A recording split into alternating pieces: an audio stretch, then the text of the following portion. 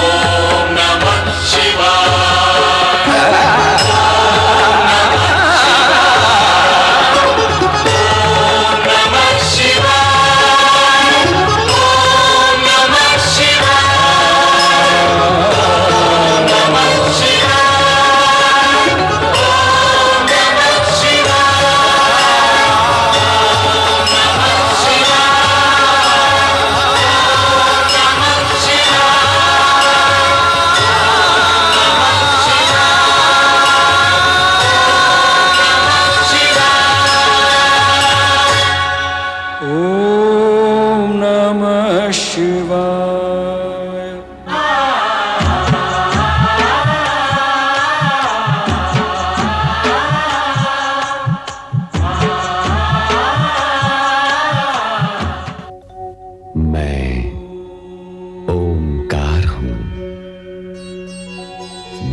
से लेकर आकाश तक व्याप्त अनेक रूप रंग आकार प्रकार के सजीव निर्जीव चित्र मेरे द्वारा ही बनाए गए हैं।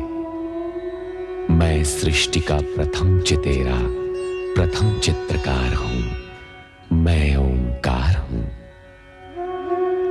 दक्ष कन्याओं से विवाहोपरांत चंद्रदेव ने रोहिणी के प्रति आकर्षण और शेष के प्रति विकर्षण प्रकट किया तो रोहिणी चिंतित हुई।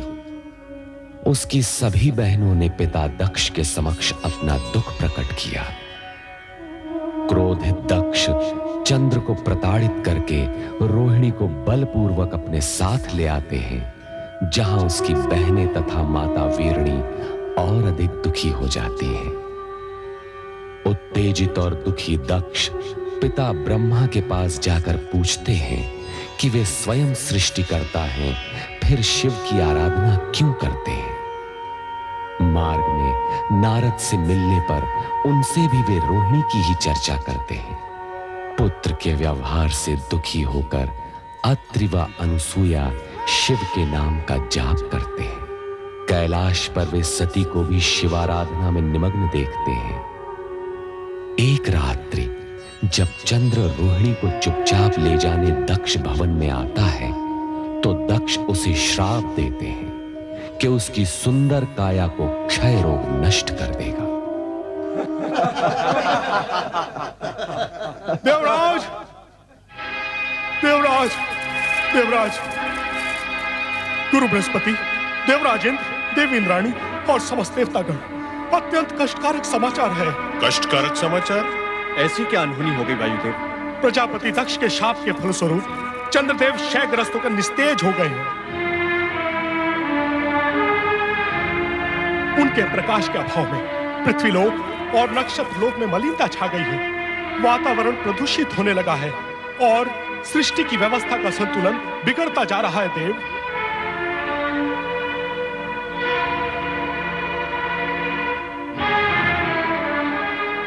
ये तो निसंदेह दुखद समाचार है वायुदेव।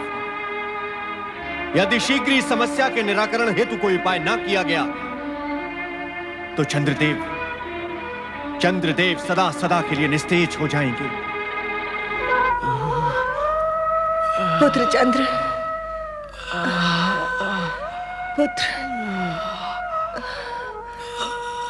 पुत्र चंद्र। वही हुआ जिस बात का मुझे भय था। दक्ष के इस कठोर शाप के आगे हमारे सभी मंत्र, यज्ञ, हवन कोई प्रभाव नहीं दिखा पाएंगे। हम वो अभागे माता पिता हैं जिनकी आंखों के सामने उनके पुत्र को। नहीं, ऐसा मत कहिए स्वामी, ऐसा सोचे भी नहीं। माँ जननी होती है, उसमें सृजन की शक्ति होती है। वह अपनी संतान के लिए मृत्यु से भी संघर्ष कर सकती है। मैं भी अपने पुत्र का अनिष्ट नहीं होने दूंगी। परमपिता, क्या चंद्र सदा के लिए अस्त हो जाएगा? क्या आप नक्षत्रों को नए सिरे से अपने मार्ग निश्चित करने होंगे? कुछ तो कीजिए। हे सृष्टिकर्ता, आपकी सृष्टि पर संकट मंडरा रहा है। ये सत्य है, चंद्र से अपराध हुआ है। और यह भी सत्य है कि दक्ष ने क्रोध में आकर अपने अपराधी जामाता को श्राप दे डाला। उसे यह भी ध्यान न रहा कि चंद्र मात्र दक्ष का जामाता नहीं, सृष्टि का एक आवश्यक यंत्र भी है। उसके न रहने से पृथ्वी का संचालन डामाडोल भी हो सकता है। किंतु तो क्या सृष्टि समाप्ति के कगार पर पहुंचने वाली है परमपिता? मुझे ऐसा प्रतीत होता है कि सृष्टि की रचनात्मक शक्तियों का यह द्वंद्व एक सीमा से आगे नहीं बढ़ेगा। इस दशा में मुझे विचार करना होगा। विचार।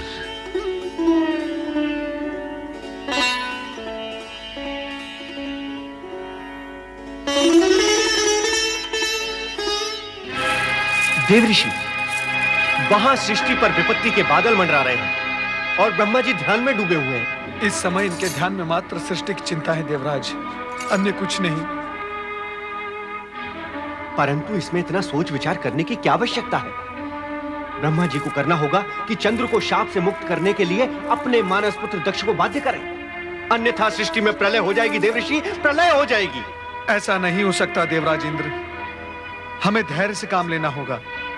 यह हमारी परीक्षा की घड़ी है। भगवान शिवशंकर की कृपा से चंद्र की रक्षा का मार्ग अवश्य मिल जाएगा। हमारा हृदय टूट चुका है माते।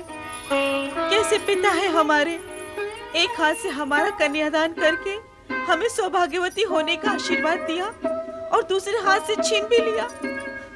माते, उनसे कहो कि हमें पति का प्रेम नहीं, उनकी आयु और हमारा सौभाग्य चाहिए।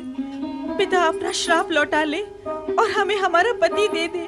वे जैसे भी हैं, हम उनके साथ जीवन निर्वाह करेंगे। तुम्हें कैसे समझाएं पुत्रिया? दिया हुआ श्राप लौटाया नहीं जा सकता, ये असंभव है।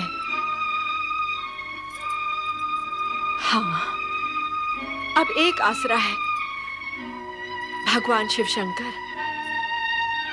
वो भक्त वत्सल हैं, भोलेनाथ हैं।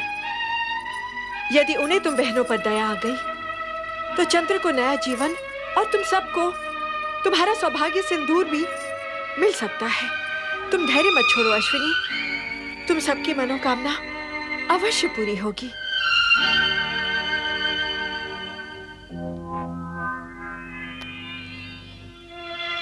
ये मौन कैसा? क्या मैं इस मौन का कारण जान सकता हूं? महारानी, कोई मेरे प्रश्न का उत्तर क्यों नहीं देता? आपके प्रश्न का उत्तर मैं देती हूँ पिताश्री। देखिए देखिए इन्हें, ये आपकी वही प्रिय पुत्रियां हैं जिनके सौभाग्य चंद्र पर दक्ष नाम का ग्रहण लग गया है, जो चंद्र को निगल जाना चाहता है। पुत्री! क्रोधित मत होइए पिताश्री, और इतना मंगल करने के पश्चात आपको मुझे पुत्री कहने का भी कोई अधिकार नहीं। मैं जा रही हूँ अपने पति के पास। तुम वहां नहीं जाओगी। और यदि तुमने मेरी आज्ञा की अवहेलना की तो आप मुझे भी श्राप दे दीजिएगा। इससे अधिक आप कर भी क्या सकते हैं? माते, जीवन मृत्यु के इन संघर्ष क्षणों में मैं अपने पति को एकाकी नहीं छोड़ सकती। मैं जा रही हूँ। रोहिणी, यदि तुमने इस महल की चौखट भी लांगी तो मैं तुम्हें श्राप दे दूंगा। बस कीजिए, बस। यदि आप इन पुत्रियों के पिता हैं तो मैं माता हूँ। प्रसव पीड़ा आपने नहीं, मैंने सही है। यदि आपने अपने मुख से एक भी अपशब्द कहा तो मैं यही की यही अपने प्राण त्याग दूंगी। हाँ। दक्ष महल, इंद्रलोक, ब्रह्मलोक, हर स्थान पर चंद्रदेव की गंभीर स्थिति पर चिंता का वातावरण बन गया। देवर्षि नारद, गुरु बृहस्पति सहित सभी देवगण चंद्र की निरंतर क्षीण होती स्थिति से तनावग्रस्त हो उठे। चंद्रदेव की माता ने पुत्र को इस संकट से उबारने के लिए कैलाश जाने का निश्चय किया।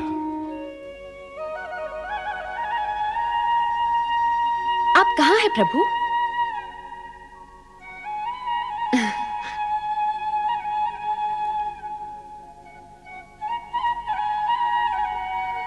आपके चरणों में मेरी पूजा स्वीकार हो प्रभु। नंदी, भृंगी, शिवगणों, प्रणाम सती माता। सती माता की जय। महादेव यहाँ नहीं है। नंदी, वे कहाँ गए? मैं भी स्वयं चकित हूँ माता। जब भोलेनाथ के दर्शन के लिए मैं आया था तो भोलेनाथ यहाँ पर समाधि में लीन थे। अब पता नहीं कहाँ अदृश्य हो चुके हैं। प्रणाम महादेवी सती। संभवतः आप मुझे जानती नहीं, जानेंगी भी कैसे? आप मुझे प्रथम बार देख रही हैं। आप कौन हैं देवी? हम सब ये जानने के लिए उत्सुक हैं। मैं अत्रि ऋषि की धर्मपत्नी चंद्रदेव की माता अनुसूया हूँ महादेवी सती। महादेव जी और आपके चरणों में प्रणाम करने आई हूँ। आप चंद्रदेव की माता अर्थात मेरी बहनों की सास माता हैं। आपका स्वागत है। आप तो हमारे लिए परम पूज्य हैं। कहाँ है देवाधिदेव महादेव? हम स्वयं आश्चर्यचकित हैं कि वे अचानक कहाँ अदृश्य हो गए। ऐसा लगता है दुर्भाग्य की छाया शीघ्र ही मेरा पीछा नहीं छोड़ेगी। कितनी आशा लेकर आई थी मैं महादेव के दर्शनों के लिए। प्रत्यक्ष अथवा परोक्ष रूप में प्रभु सदाशिव जगत के कण कण में विराजमान है और भक्तों का संकट निवारण करने के लिए तो वे सदा तत्पर रहते हैं। आपके मन में जो है वो कहिए माता। सदाशिव आपकी प्रार्थना अवश्य सुनेंगे। पता नहीं वह कैसी अशुभ घड़ी थी जब दक्ष प्रजापति अपनी पुत्रियों का संबंध हमारे पुत्र चंद्र से करने आए थे। आप कैसी बातें कर रही हैं माता? चंद्र से मेरी बहनों का संबंध तो अटल था। चंद्र से रोहिणी आदि नक्षत्र कन्याओं का विवाह विधि के विधान के अनुसार ही हुआ है और इसे कोई मिथ्या नहीं कर सकता। परंतु विवाह के पश्चात जो भी कुछ हुआ वो निरर्थक कार्य है। सारा संसार जानता है कि मेरा पुत्र चंद्र स्वभाव से चंचल और भावुक है। तुम्हारी सभी बहनों में से रोहिणी ही उसे सबसे अधिक प्रिय है और उसी का परिणाम आज चंद्र भुगत रहा है। क्या हुआ चंद्रदेव को? तुम्हारे पिता दक्ष प्रजापति ने क्रोधित होकर चंद्र को शाप दे डाला है, क्षय रोग से ग्रस्त होने का। अब इस संकट से महादेव के अतिरिक्त हमें और कोई नहीं बचा सकता। पिताश्री, ये आपने क्या कर दिया? अपने ही जामाता को श्राप देकर अपनी पुत्रियों को वैधव्य की काली छाया की ओर ढकेल दिया। किंतु माता, मैं आपको विश्वास दिलाती हूँ कि मेरे पिताश्री का श्राप चंद्रदेव को नष्ट नहीं कर सकता। आपको विश्वास है? कैसे? विधाता के विधान के अनुसार सूर्य, चंद्र, ग्रह, नक्षत्र अमर है। प्रलय काल तक इन्हें कोई नहीं मिटा सकता। हाँ, श्राप से इन्हें कष्ट अवश्य हो सकता है। मैं चंद्र के कष्ट निवारण के लिए ही महादेव जी की शरण में आई हूँ। मुझे कष्ट निवारण का कोई उपाय बताइए महादेवी जी। चराचर पति शिव जी की अखंड आराधना से असंभव भी संभव हो जाता है। मैंने भी आराधना द्वारा ही कैलाश में शिव चरणों में स्थान पाया है। श्राप का प्रभाव नष्ट करने का एक ही उपाय है और वो है मृत्युंजय महादेव की आराधना। ओम नमः शिवाय, मृत्युंजय महादेवाय नमोस्तुते।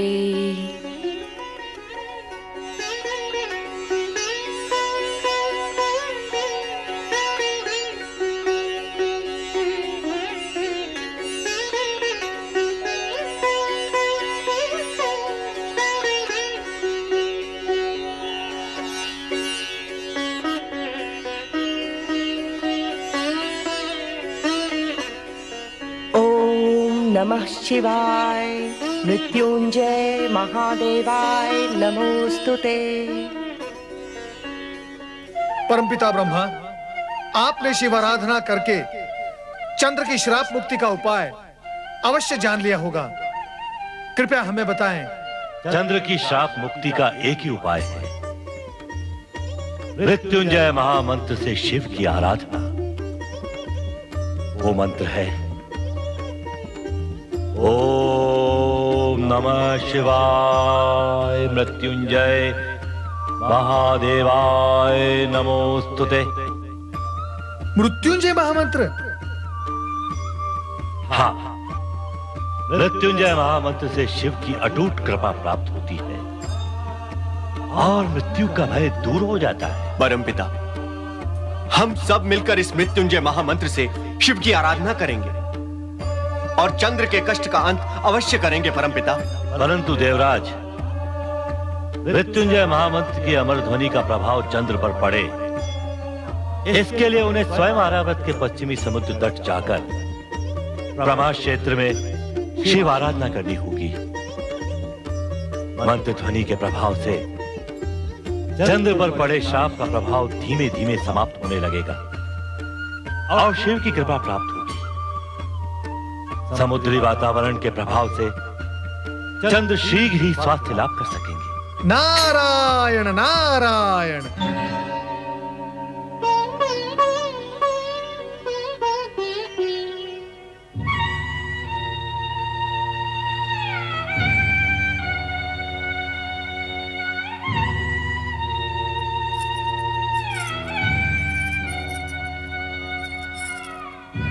स्वामी, आपकी दुर्दशा मेरे ही कारण हुई है।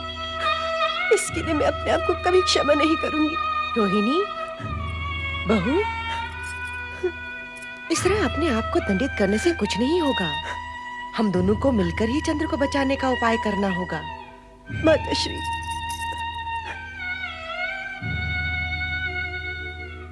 तुम समझती हो मेरे चंद्र की इस दुर्दशा का कारण तुम हो, परंतु यह सत्य नहीं है। तुमने तो सदा ही मेरे चंद्र के हृदय को प्रफुल्लित किया है, उसे सुख दिया है।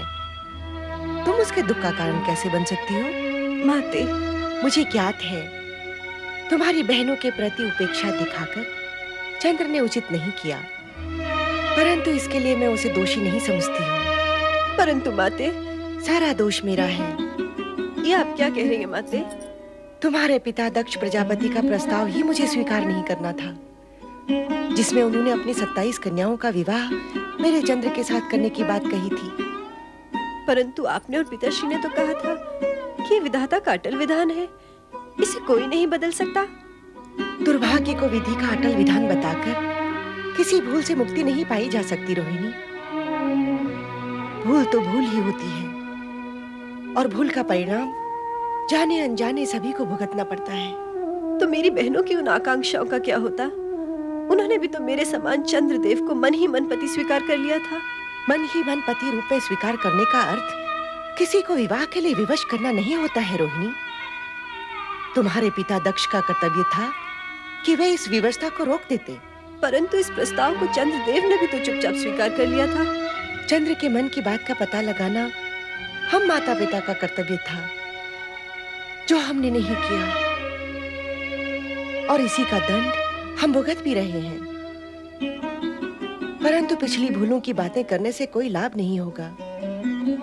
जैसे भी हो, हमें चंद्र को इस संकट से उभारना ही होगा। सब कहते हैं कि श्राप को विफल नहीं किया जा सकता, उसका प्रभाव होकर ही रहता है। समझ में नहीं आता अब हम क्या करें। इसी कारण मैं शिव शंकर की शरण में कैलाश गई थी, परंतु दुर्भाग्य से वहां भी मुझे उनके दर्शन नहीं हुए। सती बहन तो वहां आपको अवश्य मिली होंगी। हाँ, उन्हीं का दिया विश्वास लेकर मैं कैलाश से लौटी हूँ। सती ने कहा है, शिव की आराधना कभी व्यर्थ नहीं जाती। चंद्र के प्राण रक्षा हेतु अब हमें शिव की आराधना करनी होगी। यही एकमात्र उपाय है। अवश्य माताश्री, इस आराधना में मैं भी आपके साथ हूँ। बेटी, मैं चंद्र की माता हूँ और तुम धर्म पत्नी। हम दोनों के हृदय से जो पुकार निकलेगी उसका प्रभाव होकर रहेगा। भगवान शिव की कृपा हमें अवश्य प्राप्त होगी। चंद्र के श्राप का अवश्य अंत होगा। नारायण नारायण। देवी रोहिणी, निश्चिंत हो जाओ। भगवान भोलेनाथ की कृपा से संकट अवश्य टल जाएगा। सत्य कह रहे हैं देवऋषि। नारायण नारायण। हरि भक्त कभी झूठ नहीं बोलता। परम पिता ब्रह्मा जी ने शिव जी का ध्यान इस संकट की ओर आकर्षित करने का एक उपाय बताया है। कौन सा उपाय देवऋषि? रोहिणी, आर्यवर्त के पश्चिम भाग में प्रमास क्षेत्र है। उसके समुद्र तट पर शिवलिंग स्थापित करके भगवान शिवशंकर का मृत्युंजय जाप निरंतर करने से तुम्हारे पति मृत्यु के मुख में जाते हुए भी लौट आएंगे। परंतु ये मृत्युंजय मंत्र है क्या देवऋषि? ओम नमः शिवाय मृत्युंजय महादेवाय नमोस्तुते। यदि इस मंत्र का स्वयं चंद्रदेव जाप करेंगे तो साक्षात भगवान शिवशंकर प्रकट होकर दक्ष द्वारा दिए गए श्राप का निवारण करेंगे। परंतु इनकी तो ये दशा है, ये मंत्र का जाप करेंगे कैसे? व्यर्थ की चिंता न करो देवी। सर्वप्रथम इस मंत्र का जाप आरंभ करो। शिव जी की कृपा से मंगल ही मंगल होगा। नारायण नारायण।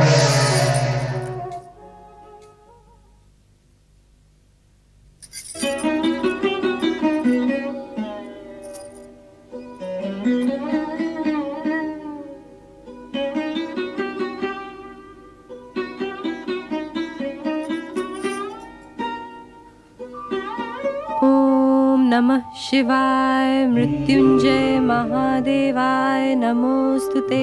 ओम नमः शिवाय मृत्युंजय महादेवाय नमोस्तुते। ओम नमः शिवाय मृत्युंजय महादेवाय नमोस्तुते।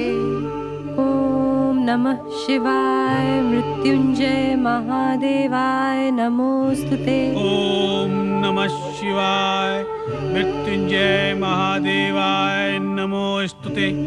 ओम नमः शिवाय मृत्युंजय महादेवाय नमोस्तुते। ओम नमः शिवाय मृत्युंजय महादेवाय नमोस्तुते। ओम नमः शिवाय मृत्युंजय महादेवाय नमोस्तुते। ओम नमः शिवाय मृत्युंजय महादेवाय नमोस्तुते। ओम नमः शिवाय मृत्युंजय महादेवाय नमोस्तुते। ओम नमः शिवाय मृत्युंजय महादेवाय नमोस्तुते। ओम नमः शिवाय मृत्युंजय महादेवाय नमोस्तुते। ओम नमः शिवाय मृत्युंजय महादेवाय नमोस्तुते। ओम नमः शिवाय मृत्युंजय महादेवाय नमोस्तुते। ओम नमः शिवाय मृत्युंजय महादेवाय नमोस्तुते।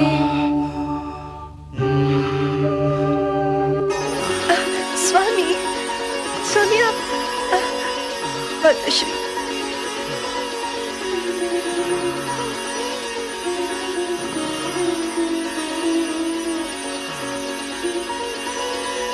स्वामी। रोहिणी, माते। स्वामी, चिरंजीव रहो पुत्र। माता श्री, देव ऋषि के कहे अनुसार मैं इन्हें शीघ्र ही ब्रह्मास्त्र क्षेत्र ले जाऊंगी। मुझे आशीर्वाद दीजिए माता श्री कि मेरा सौभाग्य अक्षुण्ण रहे। मेरा आशीर्वाद सदा तुम्हारे साथ है पुत्री। अखंड सौभाग्यवती भव।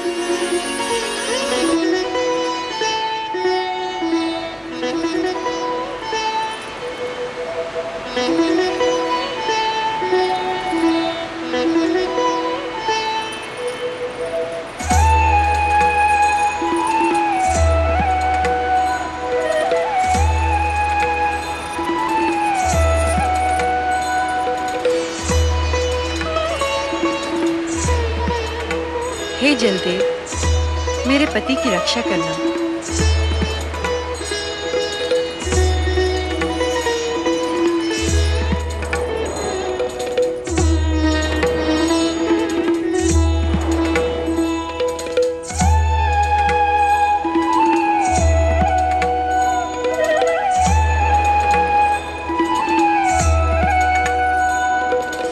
ओम नमः शिवाय। मृत्युंजय महादेवाय नमोस्तुते। ओम नमः शिवाय। मृत्युंजय महादेवाय नमोस्तुते। ओम नमः शिवाय। मृत्युंजय महादेवाय नमोस्तुते। ओम नमः शिवाय। मृत्युंजय महादेवाय नमोस्तुते। ओम नमः शिवाय। मृत्युंजय महादेवाय नमोस्तुते। ओम नमः शिवाय। मृत्युंजय महादेवाय नमोस्तुते। ओम नमः शिवाय।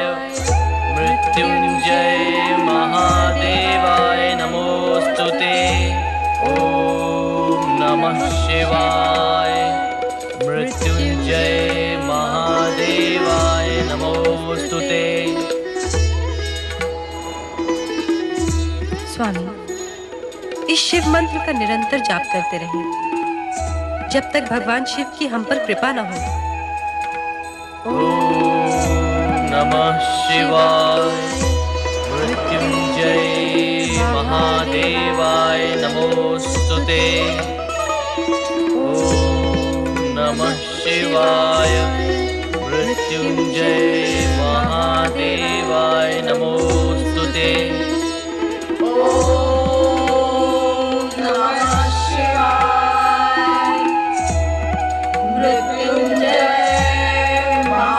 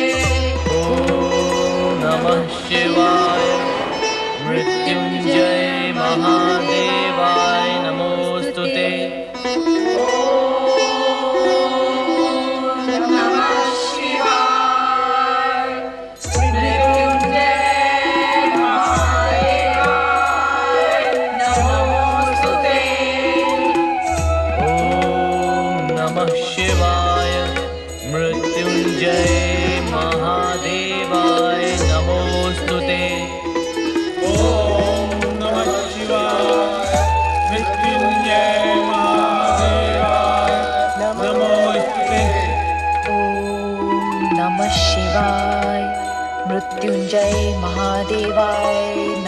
नमोस्तुते। ओम नमः शिवाय। मृत्युंजय महादेवाय नमोस्तुते। ओम नमः शिवाय। मृत्युंजय महादेवाय नमोस्तुते।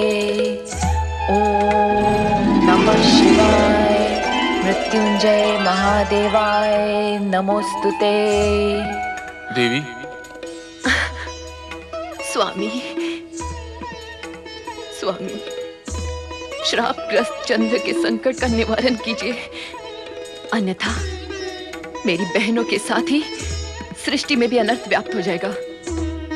प्रलय आने का कोई संशय नहीं रहेगा। चिंता न करो प्रिय, चंद्र को दिए हुए श्राप का परिमार्जन अवश्य ही होगा।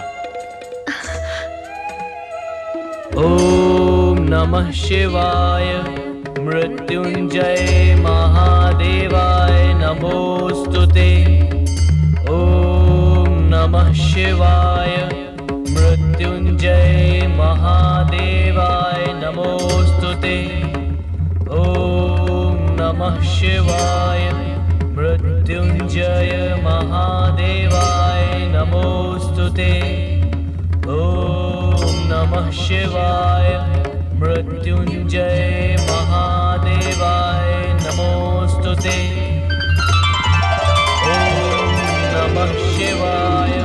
मृत्युंजय महादेवाय नमोस्तुते। चंद्रदेव,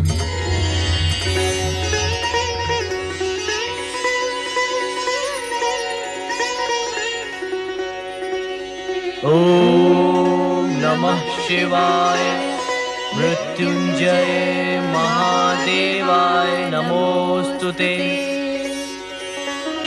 मृत्युंजय मंत्र के निरंतर जप से तुमने हमें प्रसन्न किया, साथ ही मृत्यु को भी जीत लिया। अब तुम्हें किसी प्रकार का कोई भय नहीं।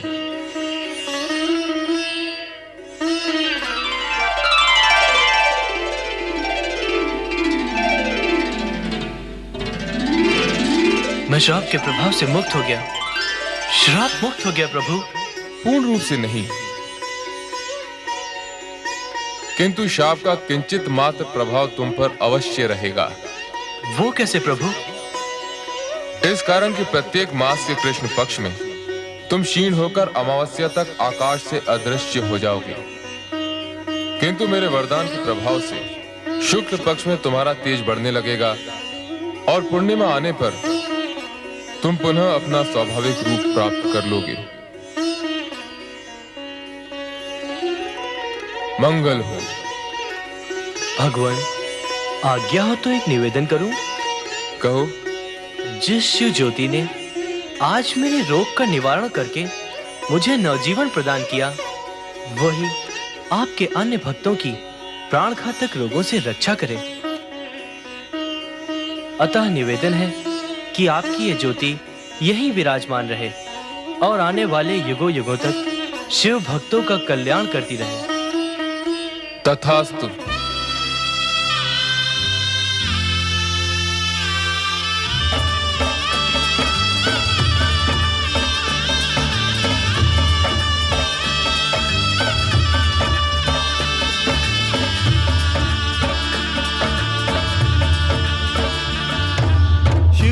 भक्त जनों ने पुकारा जब संकट पड़ने पर, शिव के भक्त जनों ने पुकारा जब संकट पड़ने पर, तब तब ज्योतिर्लिंग में पधारे अजय अमर शिव शंकर।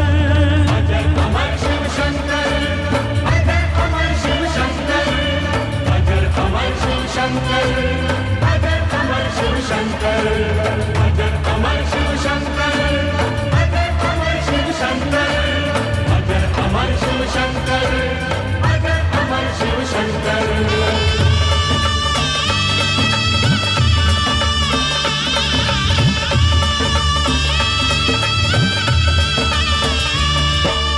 राजा दक्ष ने चंद्रदेव को क्रोध में श्राप दिया था। ब्रह्माज्ञा से चंद्रदेव ने शिव का जाप किया था। चंद्रदेव को श्राप से मुक्ति देने स्वयं शिव आए। चंद्र का यश बढ़ाने ही वो सोमेश्वर कहलाए। सौर सौराष्ट्र के सोमनाथ की महिमा होती नहीं बखान, इनके स्मरण से मिल जाता है मनचाहा वरदान। सोमनाथ जी नए रूप में आज भी मन को भाए, इनके दर्शन करने से ही रोग निकट ना आए। सोमनाथ शिव की जय हो, सोमनाथ शिव की जय हो, सोमनाथ शिव की जय हो, सोमनाथ शिव की जय हो, सोमनाथ शिव की जय हो, सोमनाथ शिव की जय हो, सोमनाथ शिव की जय हो, सोमनाथ शिव की जय हो। ओम नमः शिवाय, ओम नमः शिवाय, ओम नमः शिवाय, ओम नमः शिवाय, ओम नमः शिवाय, ओम नमः शिवाय, ओम नमः शिवाय, ओम नमः शिवाय, ओम नमः शिवाय,